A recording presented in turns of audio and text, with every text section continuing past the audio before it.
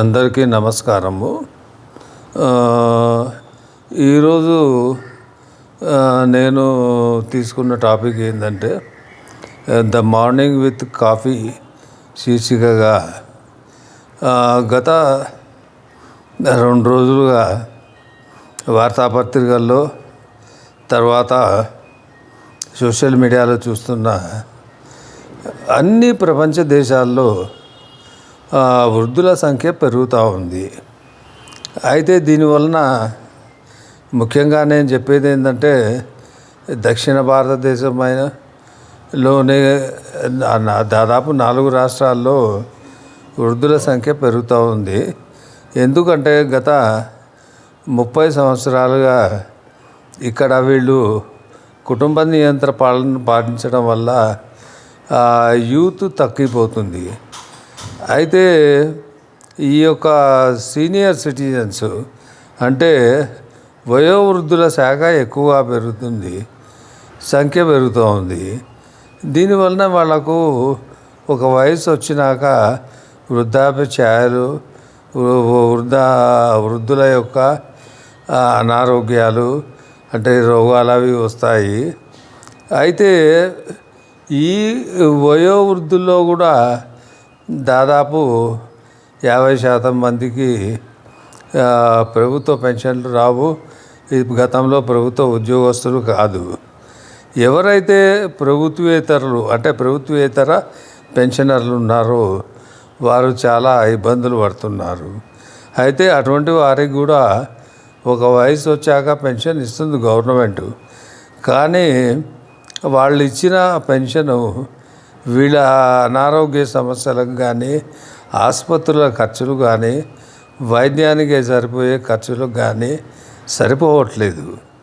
కాబట్టి కేంద్ర ప్రభుత్వము కొంత బడ్జెట్ని వీళ్ళ యొక్క సమస్యలు మెయిన్గా వృద్ధాప్యంలో ఉండే సమస్యలు, అనారోగ్యము ఇవన్నీ ఉంటాయి. కాబట్టి ఎక్కడైతే వృద్ధుల సంఖ్య ఎక్కువ ఉందో ఆ ప్రాంతంలో వైద్యశాలలు, మొబైల్ వైద్యశాలలు అలా పెడితే వారికి ఉపయోగంగా ఉంటుంది. ఆ తర్వాత వాళ్ళు కొంచెం ఆరోగ్యంగా ఉంటే వాళ్ళు ఏదైనా చిన్న చిన్న పనులు, చిన్న చిన్న వ్యాపారాలు చేసుకొని వారి పోషణకు అంటే వాళ్ళ తిండి ఖర్చుకు సంపాదించుకోగలరు. ఈ విషయంలో కొంచెము కేంద్ర ప్రభుత్వము, తర్వాత స్థానిక రాష్ట్ర ప్రభుత్వాలు కొంచెం ఆలోచించి వీరి గురించి ఆలోచించి ఏదైనా కొత్త డెసిషన్ తీసుకుంటే దక్షిణాది రాష్ట్రాలు మెయిన్గా తెలంగాణ, ఆంధ్రప్రదేశ్, కర్ణాటక, కేరళ, తమిళనాడు చేస్తే బాగుంటుంది. అయితే ఈ సమస్య కేవలము మన భారతదేశంలోనే ఉందనుకుంటున్నాను కాదు. ఒక సామాజిక మాధ్యమంలో చూశాను, జపాన్లో కూడా వయోవృద్ధుల సమస్యలు ఎక్కువగా ఉన్నాయట. అంటే చూడండి, అత్యంత ధనిక దేశాలైన జపాన్ కానీ ఇతర యూరోపియన్ యూనియన్ దేశాల్లో కానీ వృద్ధుల సమస్యలు వృద్ధులకు ఉన్నాయి. కాకపోతే అక్కడ వాళ్ళకున్న సదుపాయాలను బట్టి కొంత బడ్జెట్ను వృద్ధుల గురించి స్పెషల్గా చేసి వాళ్ళు ఏం చేస్తున్నారంటే కొంచెం ఆరోగ్యంగా ఉన్నవాళ్ళు చిన్న చిన్న వ్యాపారాలు చేసుకొని వాళ్ళ ఇదే చేసుకుంటే కాకుండా దేశ ఆర్థిక అభివృద్ధి కూడా పాటుపడుతున్నారు. నేను అనుకోవడము భారతదేశంలో ఒకసారి వయోవృద్ధులు జబ్బు పడ్డాక వాళ్ళు మానసికంగా సరిగ్గా కోలుకోలేక అనారోగ్యంతో ఏ పని చేయలేక ఆ, ఈ తర్వాత పిల్లలు చూస్తారు చూడరు. ఆ, అయితే దీనివలన కొన్ని వృద్ధాశ్రమాలు వాళ్ళు వాలంటరీగా వీళ్ళని తీసుకెళ్ళి వాళ్ళకి ఆహార సదుపాయాలు అవి చేస్తున్నారు. అది ఒక విధంగా మంచిదే. కాకపోతే నాకు ఆశ్చర్యకరమైన విషయము, జపాన్ లాంటి దేశము వాళ్ళు ఆర్థికంగా మనకంటే ఎక్కువగా మంచి బలమైన స్థితిలో ఉన్నారు. అలాగే జర్మనీలో కూడా, జర్మనీలో ఈ సీనియర్ సిటిజన్స్ దాదాపు 65 ఏళ్ళ వరకు పనిచేసిన వాళ్ళకి 65 తర్వాత 700 యూరోలు వాళ్ళకు పెన్షన్ ఇస్తారు. అంటే అంతకుముందు వాళ్ళు ఉద్యోగం చేసినప్పుడు వాళ్ళ జీతంలో నుంచి డబ్బులు కట్ చేసి ఇస్తారు. ఇది ఈ ప్రైవేటు శాఖల్లో పనిచేసే వాళ్ళకు కూడా అదేవిధంగా మన భారతదేశంలో ఈ ప్రైవేట్ సంస్థల్లో పనిచేసిన వాళ్ళకి పిఎఫ్ అని గ్రాట్యుటీ అన్నీ వస్తుంది. పిఎఫ్ పెన్షన్ ఎంత వస్తుందండి? 2000 3000 వస్తుంది. దాంతో వాళ్ళ సమస్యలు తీరవు. కాబట్టి వృద్ధుల సమస్య ఇది ప్రపంచవ్యాప్తంగా ఒక్కొక్క దేశంలో ఒక్కొక్క విధంగా ఉంది. అయితే నేనేమంటున్నానంటే వృద్ధాప్యము ఒక శాపం కాదు. వాళ్లకు జీవించే హక్కు ఉంది. కాకపోతే వృద్ధాప్య ఛాయల్లో వారు ఒక్కోసారి మానసికంగా సరిగ్గా ఉండలేరు. కాకపోతే వాళ్ళకు కనీసము మాట్లాడేవాళ్ళు, ఆదరించేవాళ్ళు ఉంటే బాగుంటుంది. ఎంత ఆశ్రమాల్లో పెట్టినా కానీ అక్కడికి పోయాక 4 గోడల మధ్య ఒక 10 మందితో 20 మందితో మాట్లాడుతూ ఏదో దైవ కార్యక్రమాల్లో ఇన్వాల్వ్ అయ్యి చేస్తున్నారు. అది మంచి పనే. కాకపోతే ఇది రాబోయే రోజుల్లో చాలా ప్రధాన సమస్య కాబోతుంది. ఎందుకంటే దక్షిణ భారతంలో మీకు ఇందాక చెప్పాను, ఇక్కడ కుటుంబ నియంత్రణ పాలనను 30 సంవత్సరాల నుంచి పాటిస్తున్నారు. 2 పిల్లలు ఉంటే చాలు, వాళ్ళని చదివించి ఓ డాక్టర్నో ఇంజనీర్నో చేస్తే మనకు సహాయంగా ఉంటుందని. అయితే వాళ్ళు దక్షిణ భారతంలో ఎవరైతే యువకులు ఉన్నారో వాళ్ళు ఇక్కడ కొంతకాలం చేశాక అవకాశాలు వస్తే